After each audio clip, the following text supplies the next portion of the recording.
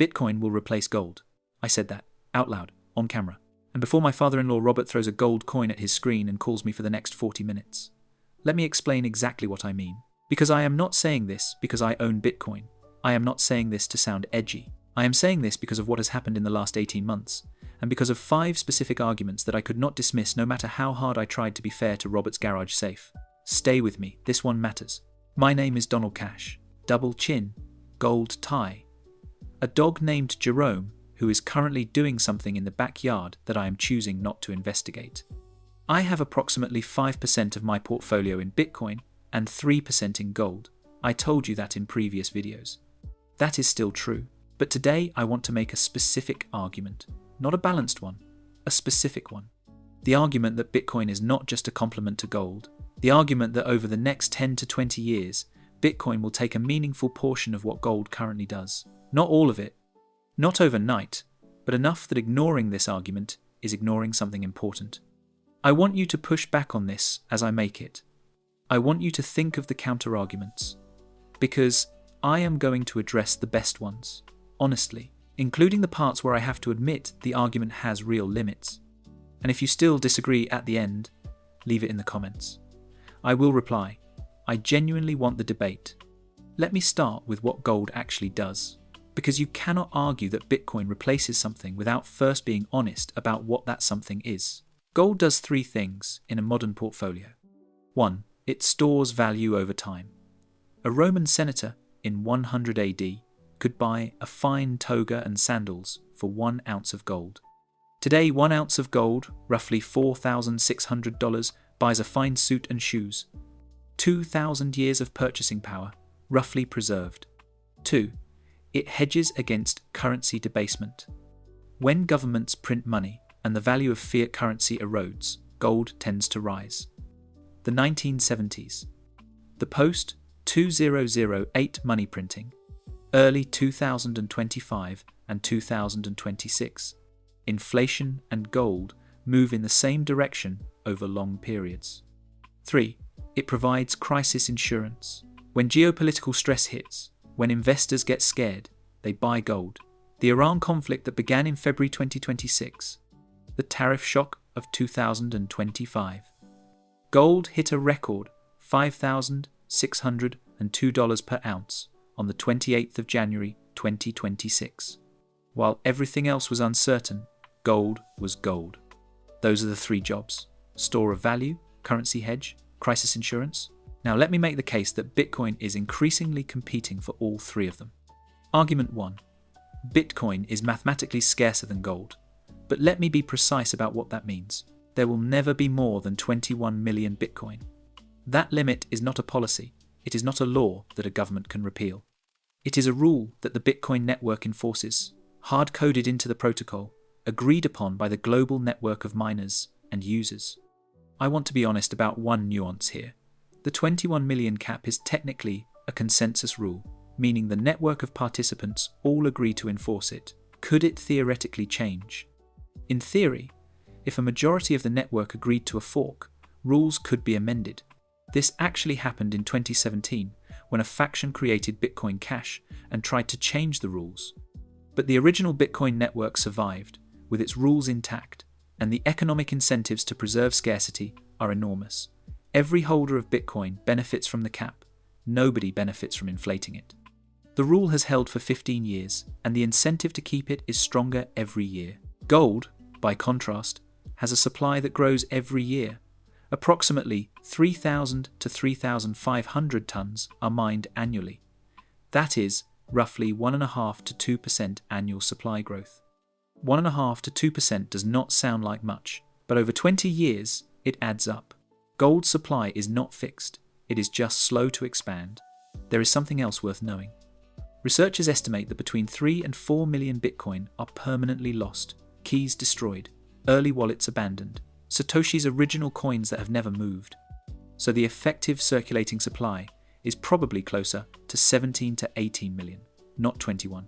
On one hand, that makes Bitcoin even scarcer than the headline number suggests. On the other hand, those coins are gone forever.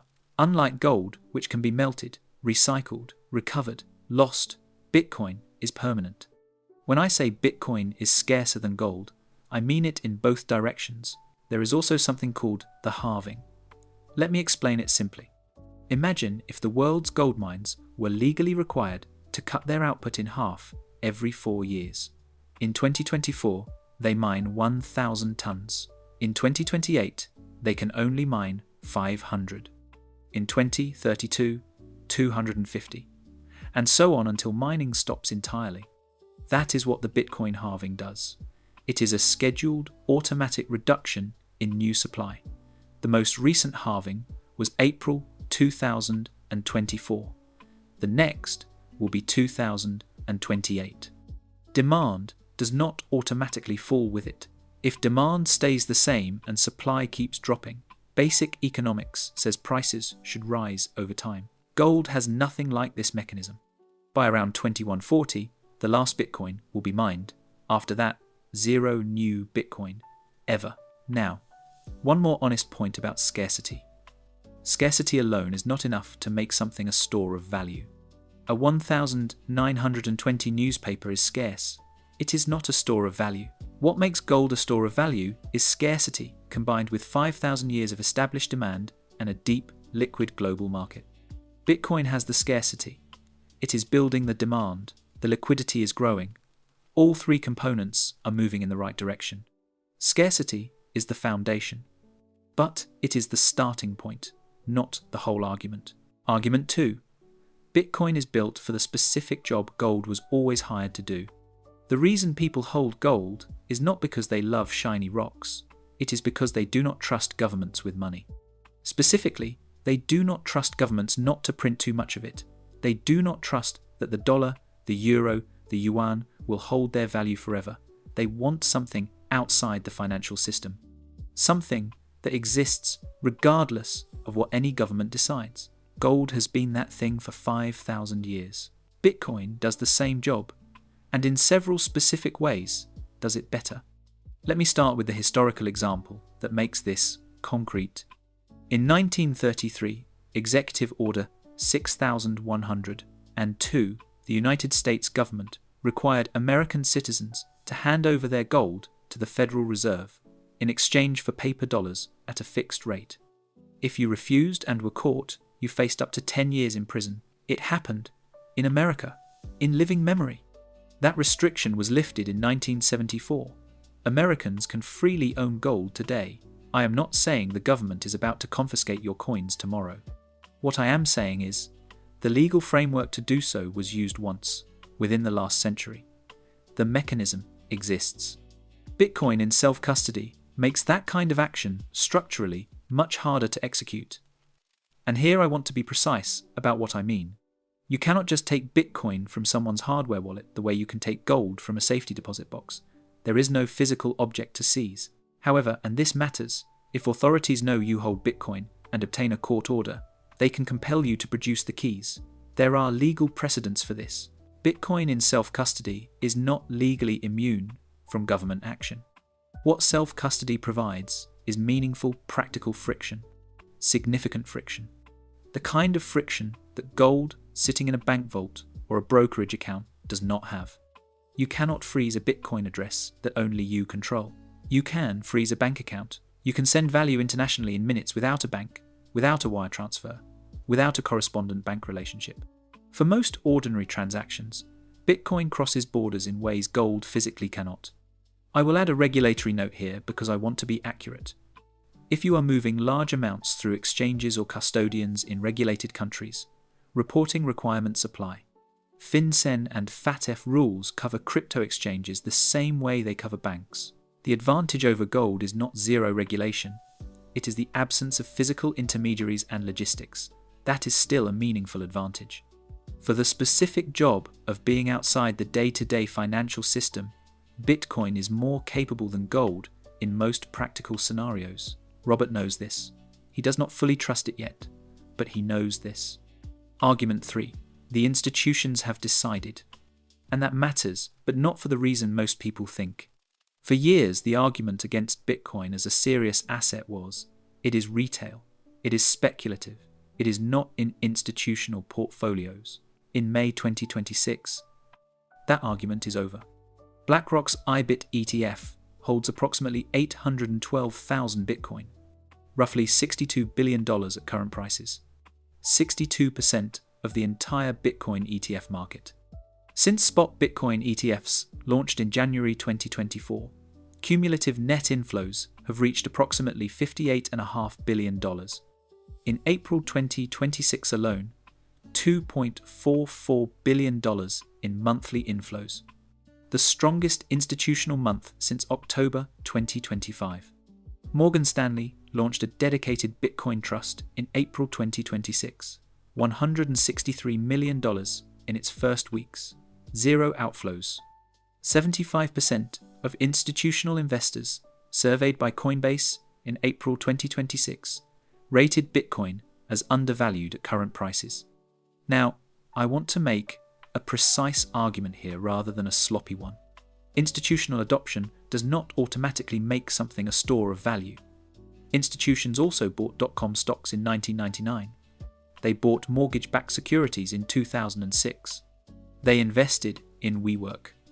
Institutional capital can be wrong. What is different about this institutional Bitcoin allocation is what they are buying it for. They are not buying it because it is fashionable. They are buying it as a fixed supply, non-sovereign asset that diversifies away from dollar exposure.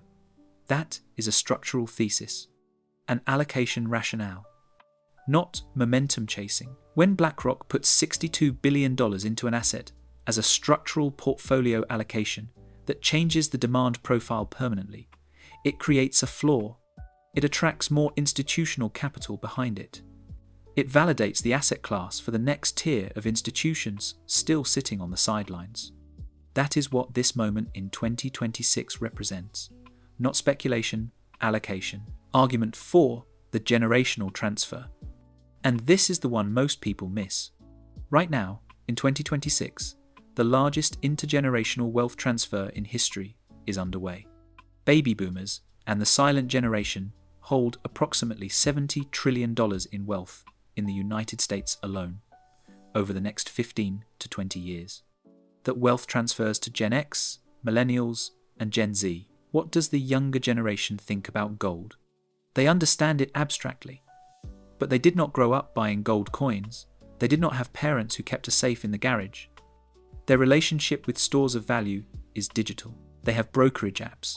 They understand Bitcoin intuitively in a way that physical gold simply does not resonate with them. Now, I am not saying $70 trillion flows into Bitcoin because millennials think gold is boring. I am saying, as wealth transfers to a generation that is digital native, a portion of what was allocated to gold in the previous generation will be allocated to Bitcoin in the next. Even 5% of that $70 trillion is $3.5 trillion. Bitcoin's entire current market cap is approximately 1.3 to 1.5 trillion. You do not need most of it to flow into Bitcoin.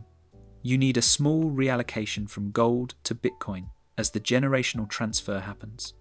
And that transfer is happening right now, this decade, not hypothetically. Actually, argument 5, the sovereign reserve argument. Still early, but no longer theoretical. No major central bank holds Bitcoin as a reserve asset yet. That is accurate as of May 2026. The United States established a strategic Bitcoin reserve in 2025. It holds Bitcoin seized through law enforcement. The policy debate around whether to acquire more is ongoing. El Salvador has held Bitcoin as legal tender since 2021. Gold remains deeply embedded in central bank reserve strategies. The World Gold Council reports central banks bought 244 tons of gold in Q1 2026 alone. But the conversation at the sovereign level has changed. Countries facing elevated refinancing costs from the 2026 sovereign debt maturity wall are increasingly interested in assets that are not linked to any government's fiscal position or debt servicing capacity. Bitcoin fits that description. So does gold. But Bitcoin is portable across borders without physical logistics, divisible to 8 decimal places, and verifiable without a third party. If even 1 or 2 significant economies begin treating Bitcoin as a reserve asset alongside gold, the price and legitimacy implications are dramatic. This is not certain. It is not even probable in the next 5 years. but it is no longer impossible. 5 years ago, BlackRock offering a Bitcoin ETF was not probable either. Now, let me address the best counterarguments, because I said I would.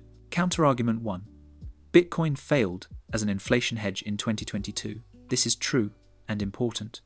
When inflation hit 40-year highs in 2022 and the Fed raised rates aggressively, Bitcoin dropped 77%. Gold was roughly flat. Gold won that round. The honest answer is, Bitcoin has not yet consistently demonstrated inflation hedging properties during an actual inflationary episode. The digital gold thesis is still a thesis, not a proven fact. The counterpoint. In early 2025, during the tariff-driven inflation concerns, Bitcoin showed more independence from equities than it had in 2022. The correlation with the Nasdaq, which ran as high as 0.75 to 0.85 earlier in 2026, has been declining. Bitcoin is maturing. Its behavior in the next inflationary episode may differ from 2022. It may not. Honest answer. What I can say is this. The 2022 failure is one data point, one inflationary episode where Bitcoin was also simultaneously going through its own post-bubble correction after a massive speculative run-up. It is hard to isolate the inflation variable from the bubble correction variable. Serious analysts disagree about which was dominant. Counter-argument 2. Gold has 5,000 years of track record. Bitcoin has 15. Completely valid. No serious person dismisses this. But here is the follow-up question worth asking. Gold became gold because it had properties that made it useful. Scarce, durable, recognizable, portable. Bitcoin has all of those properties, and some superior versions of them. The question is not, does gold have a longer track record? The question is, does the existence of a superior technology eventually displace the original technology for the same use case? Email did not immediately replace postal mail, but it eventually did most of the job that postal mail did. Faster, cheaper, more portable. I am not saying Bitcoin replaces gold in 5 years. I am saying the properties that made gold valuable are now present in a digital, scarce, borderless form. And that form is being adopted by the institutions that previously only held gold. Counterargument 3. Bitcoin is too volatile to be a store of value. Valid for now. Bitcoin's annualized volatility runs around 50 to 55%. Gold's runs around 15%. A store of value that drops 40% in a matter of weeks is not stable. That is a real limitation. But volatility tends to decrease as market capitalization increases and as the investor base broadens. Gold itself was volatile during its early years as a freely traded asset. In the 1970s and early 1980s, gold experienced enormous price swings as the market found its footing after the Nixon shock. Bitcoin's volatility has been declining decade over decade. Extreme in 2011 to 2013, very high in 2017 to 2018, high but declining in 2021 to 2022, elevated but more measured in 2025 and 2026. The trend is in the right direction. It is not there yet, but the trajectory matters for a 10 to 20 year argument. So, what does all of this mean practically? Does Bitcoin replace gold tomorrow? No. Does Bitcoin replace gold entirely in 20 years? Probably not. Gold has industrial uses. Gold has 5,000 years of cultural meaning. Gold will not go to zero. But will Bitcoin take a significant, growing share of what gold currently does as a store of value, as a currency hedge, as an alternative to government-controlled money over the next 10 to 20 years? I believe yes. Not because I want it to be true, because the structural arguments for it are stronger than the arguments against it in the current environment. Not the price arguments, the structural arguments. Fixed supply with built-in scarcity schedule. Institutional allocation at scale. A generation that understands it. Sovereign conversations that would have been science fiction 5 years ago. What does this mean for you specifically? If you are in your 40s or 50s and you hold gold physically or through an ETF, I am not telling you to sell it. Gold at $4,600 is performing. Central banks are buying it. Geopolitical stress is supporting it. Robert's coins are worth more than they were. I am saying, consider whether your allocation reflects the world as it is in 2026, not the world as it was in 2006. A small Bitcoin position alongside your gold captures the upside of the generational transition thesis without requiring you to abandon what has worked. 5% Bitcoin, 3% gold, 92% income generating assets.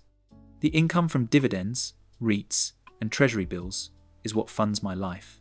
Bitcoin and gold are the insurance and the upside option, not the other way round. Never the other way round. Jerome has returned from the backyard. He looks satisfied. I have decided not to investigate. My tie is still tight, and the portfolio is still working. Let the money do the work. Are you Team Gold, Team Bitcoin, or Team both? And if you disagree with the replace argument, I want to hear why. Specifically, with your reasoning. Leave it in the comments. I will reply to every single one. Donald Cash, out.